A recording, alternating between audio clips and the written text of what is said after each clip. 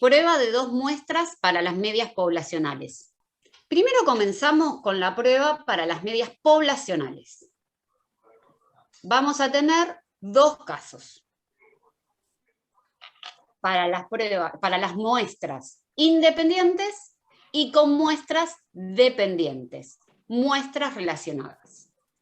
Vamos a empezar con la prueba de 2 muestras para las medias poblacionales, muestras independientes, ¿sí? El objetivo nuestro es probar de la media de población 1 es igual a la media de la población 2. Es decir, si esta diferencia es igual a 0, si la diferencia entre la media de la población 1 y la media de la población 2 es igual a 0, es lo mismo que decir, por un simple pasaje de términos, que son iguales. Por eso esta prueba se la conoce como diferencia de medias. Para la prueba de diferencia entre 2 medias o igualdad entre 2 medias poblacionales, se pueden presentar 3 tipos de pruebas dependiendo de. La primera, conozcamos los desvíos poblacionales de las 2 poblaciones. Que no los conozcamos, pero igual, por algún motivo, sepamos que son iguales. Y por último, que no conozcamos y no podamos suponer que son iguales o separamos que son distintos. O sea, que sepamos que son distintos, no tenemos nada, ¿sí? La estimación puntual para la diferencia de medias poblacionales es obviamente la diferencia de medias muestrales. Vamos a arrancar con la primera de ellas. La diferencia de medias poblacionales de muestras independientes con los desvíos estándares poblacionales conocidos. Estos son los supuestos. Son supuestos muy fuertes. Las muestras están extraídas en forma aleatoria e independiente. Las distribuciones poblacionales son normales y si no son normales, las muestras son mayores o iguales a 30. Y por último, el supuesto que hace que caigamos en este caso y no en los otros dos, es que conocemos los desvíos estándares poblacionales. El estadístico, cuando tengo una prueba de diferencia o igualdad de medias poblacionales, de muestras independientes con desvíos estándares poblacionales conocidos, es Z, el estadístico Z. Y se calcula con esa fórmula, que es muy parecida a la otra, que no la tienen que saber de memoria y que obviamente en la mayoría de los casos esta diferencia de mu1 menos mu2, no siempre, pero en la mayoría de los casos, va a ser igual a 0. En el caso de igualdad, esta va a ser igual a 0. Obviamente, en algunas partes voy a ir rápido porque hay muchas cosas que son iguales a las que ya vimos, ¿sí? Por ejemplo, en este caso, tengo tres tipos de pruebas de hipótesis: cola inferior, cola superior y de 2 colas. Esto lo podríamos plantear como mu1, que sería la primera, mu1 mayor igual a mu2 contra mu1 menor a mu2. Esto lo podríamos plantear como pasaje de términos mu1 menor a mu2, mu1 mayor a mu2, ¿sí? Y la tercera es igual contra distinto. Sería la tercera alternativa. Esto es todo igual que antes, lo que habíamos visto antes. Seguimos. Por supuesto, podríamos hacer de la misma forma el intervalo de confianza, despejando mu1 de la fórmula que está acá, esta que están viendo acá, despejo mu, la z es positiva negativa, y tendríamos el intervalo de confianza. Acá ya no hay mucho más para decirle. Continuamos. Puede pasar el segundo caso. Tengo todo igual, pero no conozco los desvíos estándares poblacionales. Pero aún sin conocerlos, puedo suponer que son iguales o aproximadamente iguales. Los supuestos son los mismos, excepto el tercero. Continuamos. Acá tenemos que como no conocemos el desvío estándar poblacional, no tenemos el desvío poblacional, vamos a tener que trabajar con el desvío de las muestras y vamos a calcular una varianza amalgamada, una varianza conjunta entre las dos. Como voy a tener que calcular la varianza, voy a tener que utilizar el estadístico T. Vamos a perder 2 grados de libertad. Sería N1 menos 1 más N2 menos 1. Lo cual todo junto quedaría N1 más N2 menos 2 grados de libertad. Este es el cálculo de la varianza amalgamada. La varianza conjunta que sale de usar el tamaño de la muestra 1 y la varianza de la muestra 1 y el tamaño de la muestra 2 de la varianza de la muestra 2 y la suma de los grados de libertad de las dos muestras. Esta fórmula tampoco la van a tener que saber. Calcular, si la quieren hacer manualmente ustedes porque tienen ganas de practicarla, no hay problema. Pero no la van a tener que saber para hacer el parcial. Vamos a utilizar el estadístico T, como les había dicho hace un ratito, que es este que está acá, la diferencia de medias muestrales menos la diferencia de medias poblacionales, que suele ser 0 sobre la raíz de la varianza amalgamada, que es la que calculamos, hace un ratito, hace 2 segundos se calculó la varianza amalgamada, que la podemos sacar de la raíz cuadrada como un desvío. Y acá están los grados de libertad. Vamos a despejar y vamos a tener el intervalo de confianza, ¿sí? Bueno, en este caso los supuestos, los dos primeros son los mismos para los 3 casos.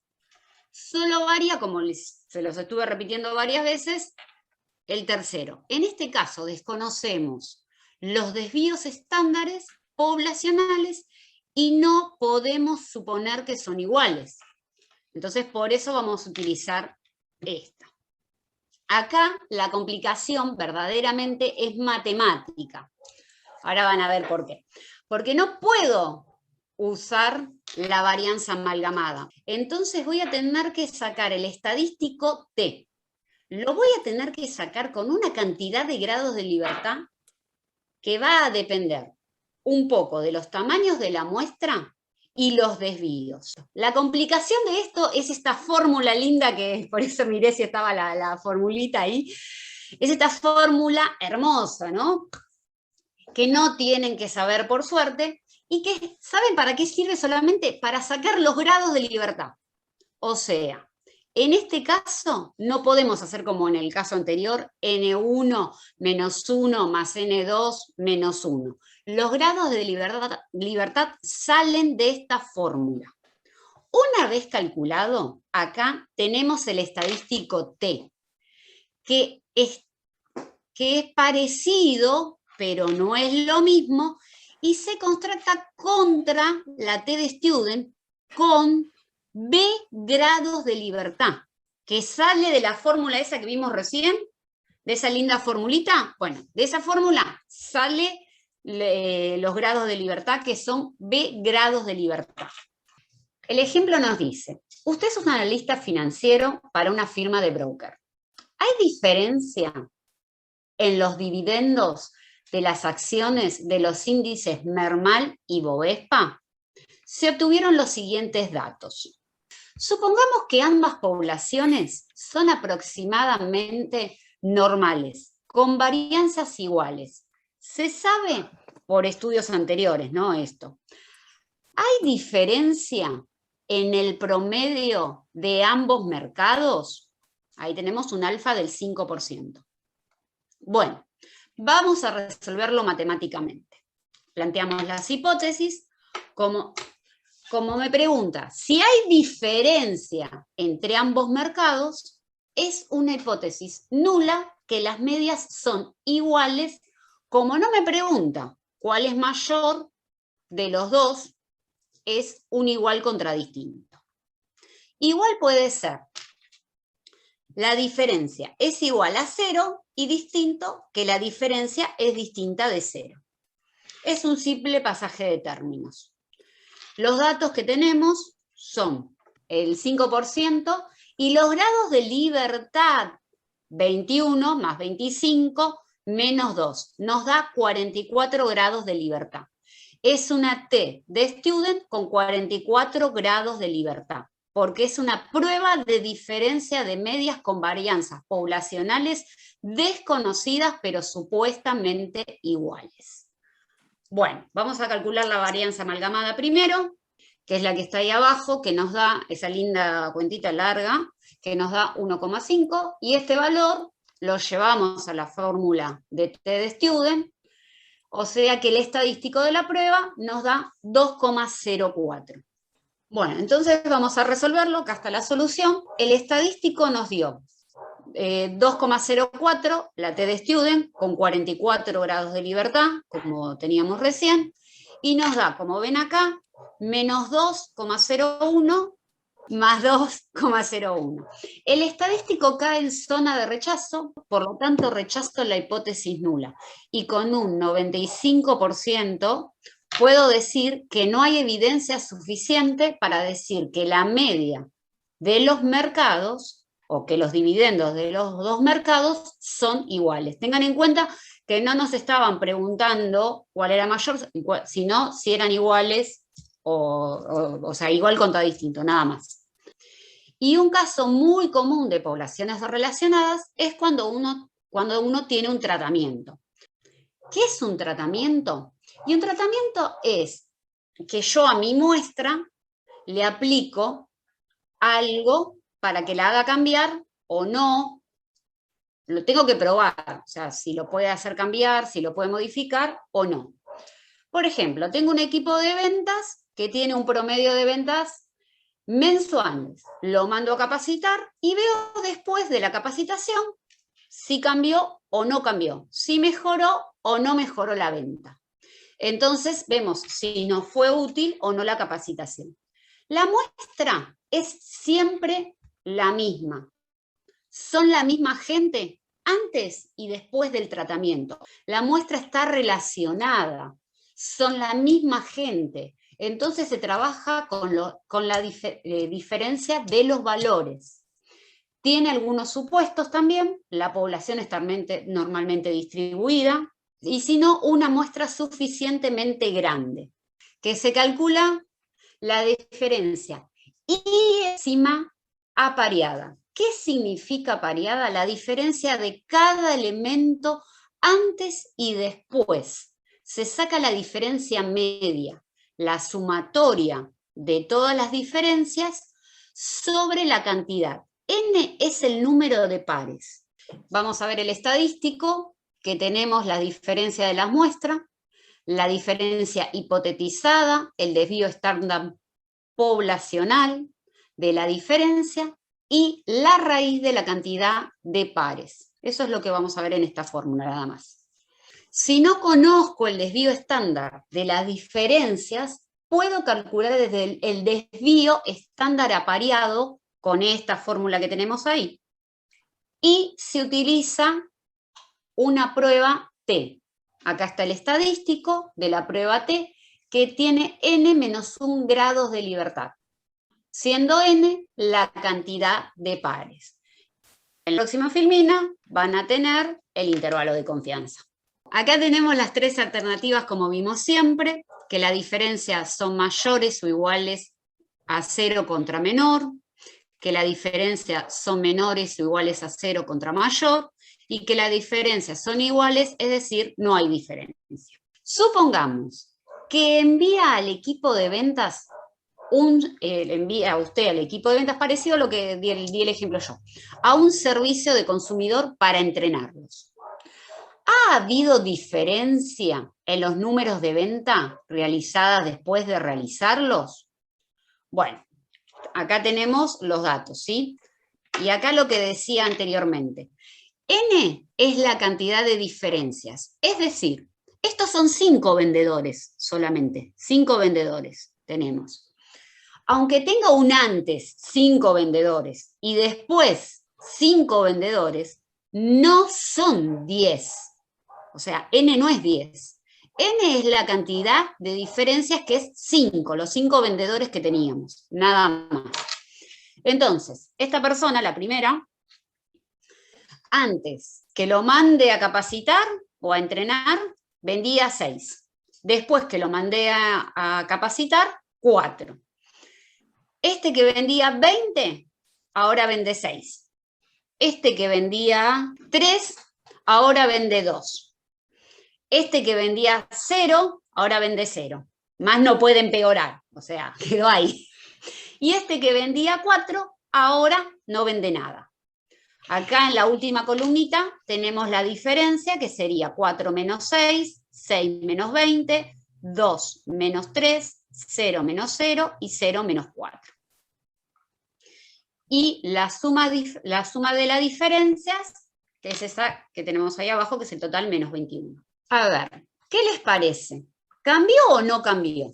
Sacamos el desvío estándar de las diferencias, porque no conozco el desvío estándar poblacional, lo tengo que calcular. Planteo las hipótesis, si no cambió, la diferencia tiene que ser 0. Ojo, acá no dice si mejoró o empeoró. Acá solamente nos pregunta si cambió. ¿Sí? El ejercicio dice si cambió. No si mejoró o empeoró, porque lo que vimos recién era que había empeorado, pero con un 99% de confianza hacemos todos los cálculos y fíjense, ¿qué les parece ahí en la conclusión? No hay cambios significativos en la venta. Hay mucha desviación, es decir, el desvío es muy grande, mucha dispersión, con lo cual es muy complicado afirmar algo.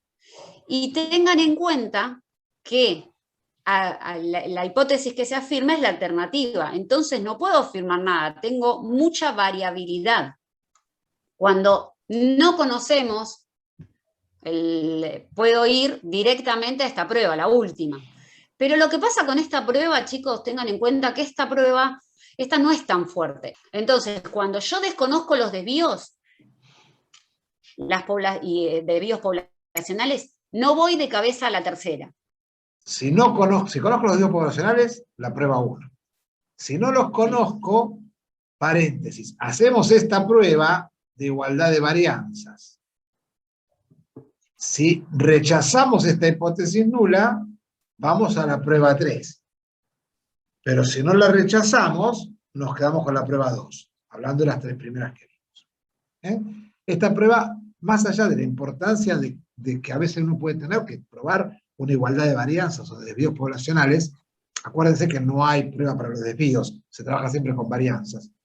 Más allá de la importancia que puede tener alguna prueba especial, que uno quiera ver la variabilidad y haga esta prueba, o si una es mayor que otra, esta prueba aparte adquiere importancia porque es una prueba que es auxiliar a las pruebas de diferencia de medias poblacionales. Es la prueba que me permite, cuando desconozco las varianzas poblacionales, ver si opto por la segunda prueba, que son desconocidas pero supuestamente iguales, o lamentablemente voy a la tercera, que es desconocidas y distintas. Esta prueba la vamos a hacer con PH-Stat, por supuesto, pero el estadístico no es ni la normal, ni la Z normal, ni la T de Stewart. Es la prueba F de Snedeker o F de Fisher. Es una prueba, es un estadístico que se calcula haciendo un cociente de las varianzas muestrales contra una prueba teórica que está en la tabla, en el Excel, como si fuera la tabla de normal o la tabla de T de Stewart, ¿no? Tiene grado de libertad del numerador, grado de libertad del denominador, que depende de la muestra, del tamaño de la muestra 1, de la muestra 2, y luego la F de Snedeker, parecida, es una distribución, no tiene valores negativos, es asimétrica, Y, como siempre, el estadístico que calculamos contra los valores que nos da la tabla de F de Snedeker o F de Fisher.